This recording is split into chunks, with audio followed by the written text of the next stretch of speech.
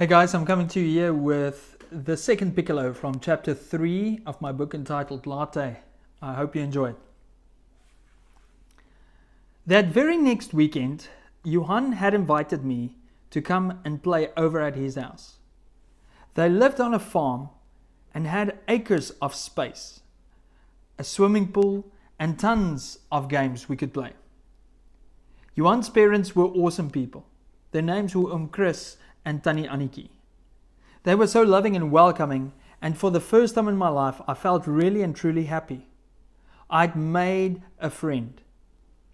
Both Johan and me shared similar interests like playing cricket and rugby, video games, watching movies, listening to music, and playing G.I. Joes and Ninja Turtles. We had the best time of our lives. Johan would also come and play at my house every so often.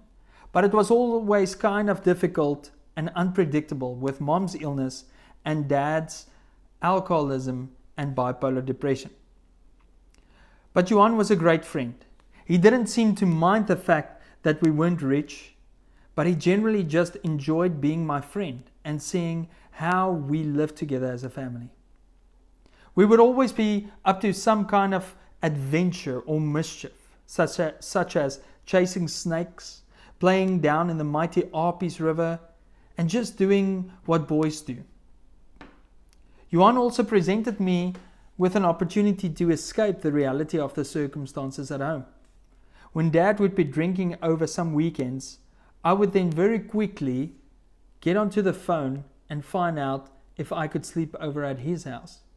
And his mom would then very quickly come to pick me up. Johan and I also decided to form our own vigilante group in grade 2. You see, there were quite a number of bullies in our grade, and we decided, hey, we would set them straight. We at one stage had gained such a reputation of being the bullies of bullies and the protectors of the oppressed in our junior primary school. But it kind of went to our heads. You see, there is a proverb that says, before the fall comes the pride. And so we were destined to fail somewhere. At one stage, we were not the protectors of the oppressed anymore, but we had become renowned fighters in our grade. And I had then decided that I wanted to challenge a grade 3 boy for a fight. This was a big mistake. It ended very quickly and very badly for me, as the boy gave me one good punch in the jugular throat and I couldn't breathe. I fell down and I bawled my eyes out. It was the end of my very short-lived UFC career and also the end of our vigilante endeavors. I also remember very clearly afterwards how I really felt convicted that this was not what Jesus wanted me to do. My mom was also not pleased with this, and that played a role in me deciding that there were better ways to live life than just to trust in my fists, my knees, and my head. And so I'd made a decision to stop looking for trouble. 1990 was also a good year in the end, as I'd finally managed to settle down in school, make a great friend, and I stopped following Vanner around like a little tail. Vanner was very happy in school, and it really seemed as though our family could actually be happy in the town of Hammanskraal. Dad still drank from time to time, and there would be some issues at home, but I'd found a way to escape this by going over to Johan for many sleepovers. That's always sort of been my strategy to deal with issues.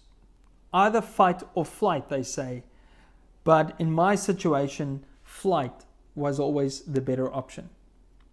My poor mom would be the one who took most of the verbal abuse in these times from my father, and that had a huge impact on her mental health. She was already very anxious and suffering from paranoia schizophrenia, and with my dad drinking and being very aggressive, she would always fear for her life. She always had this fear of Dad killing her when he was drunk. On one occasion, I also feared for our lives. Things were going well up to a point when Dad was being promoted at work to a supervisor status. This meant that he spent longer hours working at the plant and specifically night shifts.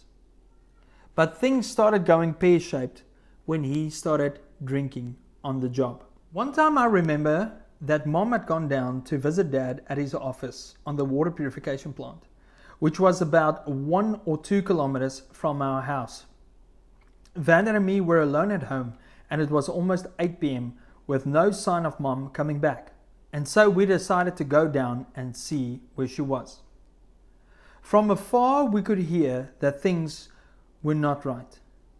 We heard Dad yelling, and he was fighting with someone. We came closer to the office in the dawn of the day, and there was poor Mom sitting in the office with Dad, being yelled at, and him having his demon-possessed expression on his face. We knew this was trouble. He had been drinking the whole day on the job. We were very disturbed and started crying and asking Mom to come home with us, but Dad wouldn't let her go. Then, all of a sudden, he grabbed her by the neck, and it looked as though he was going to strangle her to death right in front of our eyes. I freaked out. I ran to the office door, screaming and crying for him to let her go. Finally, he left her, and she ran out of the office. We grabbed her hand and ran up back to the house as fast as we could. We felt very embarrassed about the whole situation. Having to run away from your own father for fear of killing you is not really what you'd expect from a dad. I was so anxious and had no idea what was going to happen to us. Would Mom and Dad get divorced? Would Dad actually stop drinking? What would become of us?